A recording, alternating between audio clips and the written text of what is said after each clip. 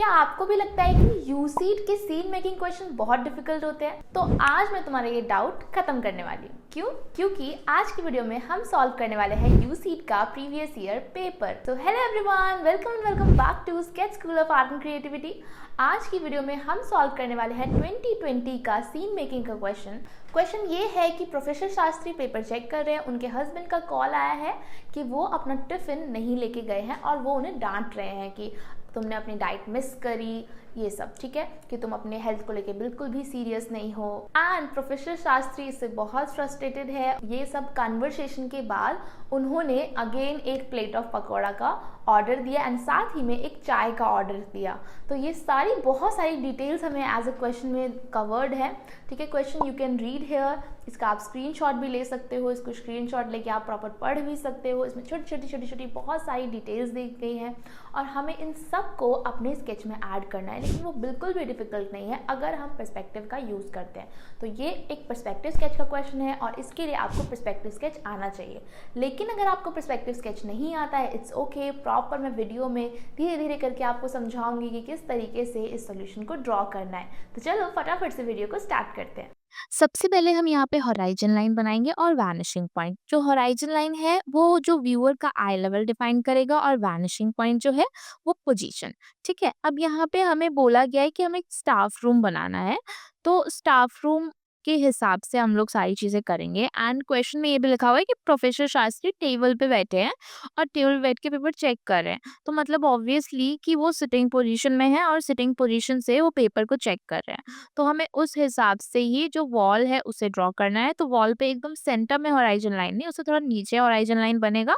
ठीक है, और एकदम फ्रंट में जो टेबल बन रहा है वैसा टेबल बनेगा। ठीक है, उसके बाद आप लुक क्रिएट कर सकते हैं स्टाफ रूम का। आपको सोचना है कि स्टाफ रूम में क्या क्या चीजें होंगी, क्योंकि स्टाफ रूम की डिटेल नहीं दी गई है क्वेश्चन में। तो देखो, हर डिटेल आपको नहीं दी जाएगी क्वेश्चन में, कुछ चीजें आपको खुद इंटरेस्टिंग बनानी है कि स्टाफ रूम में क्या चीजें हो सकती हैं।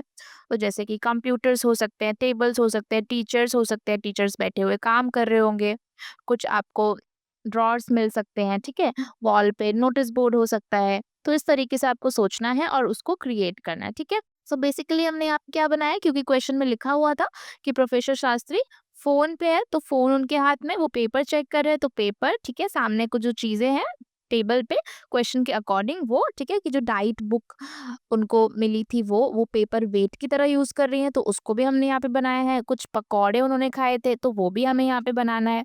ठीक है, उसके अलावा उन्होंने एक टी का कप एक्स्ट्रा ऑर्डर किया है, वो भी हम यहाँ पे ड्रॉ कर रहे हैं कि एक पर्सन टी कप लेके आ रहा है। ठीक है, तो ये छोटी छोटी ऑब्जर्वेशन अपने स्केच में ऐड करनी है और एकदम रैंडमली नहीं। देखो, जैसे कि यहाँ पे जो पोजीशन है, सिटिंग पोजीशन है, तो सारे जितने भी पर्सन हमने सिटिंग पोजीशन में बनाए हैं उन सबको आप देख सकते हो कि उन सब की हाइट होराइजन लाइन तक है।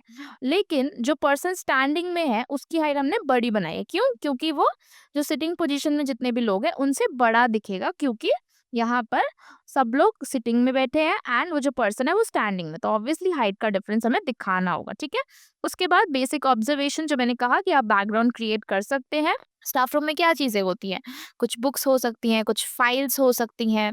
ठीक है, तो वो सारी चीजें हमें बनानी है। चेयर्स हो सकती हैं, और ऐसा नहीं है कि आप रैंडमली बनाओ, प्लान करके बनाओ कि कौन सी चीज कहाँ पे अच्छी लगेगी, तब जाके आपका स्केच जो है वो अच्छा बढ़िया दिखेगा। अगर तुम रैंडमली बनाते रहोगे तो क्या होगा कि आपका स्केच बैलेंस नहीं दिखेगा, देखने में अच्छा नहीं लगेगा। देखने में अच्छा तभी लगेगा स्केच जब आप चीजों को प्लान करोगे, पहले सोचोगे। चाहे तो पहले छोटे सा रफ स्केच बना लो। ठीक है, बहुत ज्यादा नहीं, छोटा सा रफ स्केच बना लो, उसमें क्लियर कर लो कि क्या चीज बनानी है क्या नहीं बनानी है। उसके हिसाब से आप सारी चीजें ऐड कर सकते हो अपना जो फाइनल सोल्यूशन है उसके अंदर।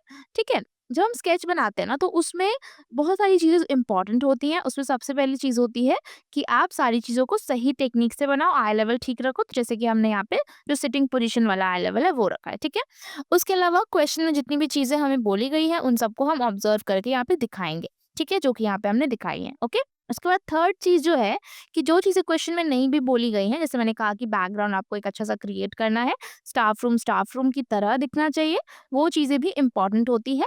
उसमें भी अगर आप एक अच्छा डिजाइन दोगे तो आपके स्केच को वो एक अच्छा लुक देगा। अगर आप अच्छा डिज़ाइन नहीं दोगे तो फिर आपका स्केच नॉर्मल बेसिक ही लगेगा। अब देखो बहुत इम्पोर्टेंट है अपने स्केच को एक्स्ट्रा ऑर्डिनरी बनाना, तो उसके लिए बहुत इम्पोर्टेंट है कि अगर क्वेश्चन में नहीं भी लिखा है स्टिल आपको कुछ ह्यूमन फिगर्स ऐड करने हैं स्टाफ रूम में, क्योंकि होते ही हैं, ठीक है? बेसिक ऑब्जर्वेशन ऐड करने हैं कि कोई नोटिस लगा है या फिर कैलेंडर लगा हो सकता है, ठीक है? या फिर टाइम टेबल जैसा कि नॉर्मली स्टाफ रूम्स में लगा रहता है, वो विंडो लगी हो सकती है, तो वो सारी चीज़ें हमें यहाँ पे ऐड करनी है, जिससे कि हमारा जो बैकग्राउंड है वो भी अच्छा दिखे, ठीक है? बैकग्राउंड का भी अच्छा होना बहुत ही ज़्यादा इम्पोर्टेंट है, वरना क्या होगा कि बेसिक ऑब्जर्वेशन तो हो जाएगी लेकिन तुम्हारा फाइनल प्रेजेंटेशन ही अच्छा नहीं लगेगा, तो फिर क्या फ़ायदा है, ठीक है? अपने पर्सपेक्टिव स्केच को अच्छा बनाने का यही तरीका होता है, ओके?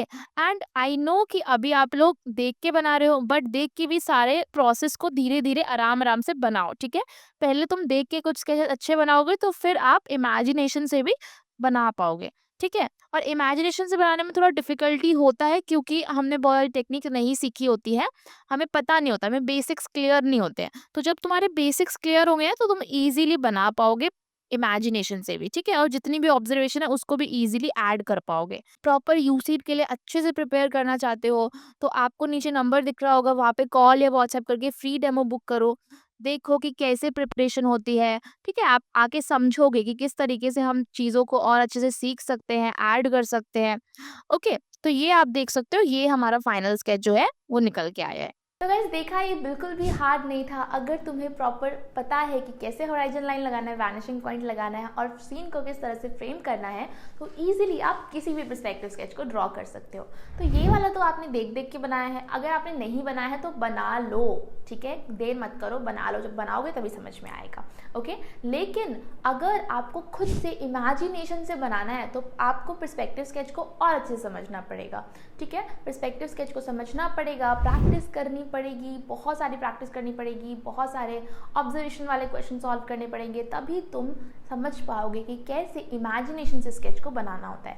देखो, जो स्केच बनाने का काम है ड्राइंग का, वो भी इस तरीके के ऑब्जर्वेशन वाली ड्राइंग का, ये एकदम से आप 1 से 2 घंटे में नहीं सीख सकते। मैं भी तुम्हें नहीं सिखा सकती हूँ इमेजिनेशन से 1 से 2 घंटे में स्केच बनाना, क्योंकि ये एक लंबा प्रोसेस है और इस प्रोसेस को कवर करने के लिए यू हैव टू प्रिपेयर। हम लोग बहुत बार सोचते हैं कि अभी टाइम है, एग्जाम में अभी टाइम है, और हम प्रिपेयर नहीं करते हैं, लेकिन बहुत सारे बच्चे प्रिपेयर कर रहे हैं। और उन सब में कौन आगे होता है? जो ज़्यादा एफर्ट्स करता है, जो अपनी प्रिपरेशन को सीरियसली लेता है और स्ट्रैटेजी के साथ प्रिपेयर करता है, तभी उनके अच्छे नंबर आते हैं।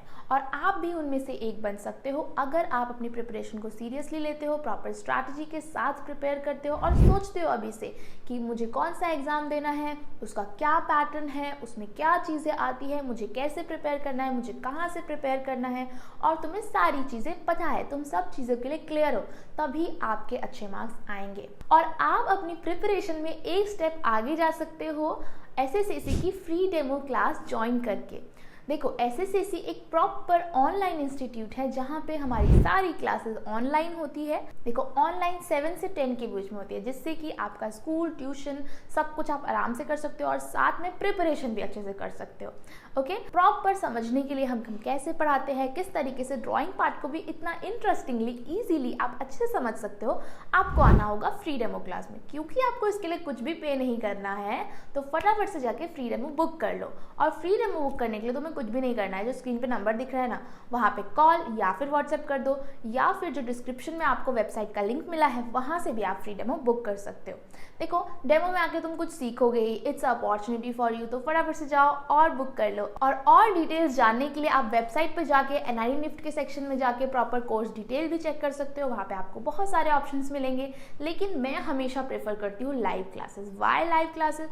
क्योंकि लाइव क्लासेस में आप प्रॉपर इंटरेक्शन कर सकते हो, टीचर्स के साथ करेक्शन सॉल्व करवा सकते हो और अपने आप को प्रॉपर देख सकते हो कि मेरी कितनी ग्रोथ हुई है। और ड्राइंग पार्ट में, क्रिएटिव पार्ट में, it is very very very very very important. Okay guys, तो जाओ फटाफट से फ्री डेमो बुक कर लो। अभी हम मिलेंगे नेक्स्ट वीडियो में नए कॉन्सेप्ट्स के साथ या फिर नए सोल्यूशन वीडियो के साथ। तब तक के लिए बाय।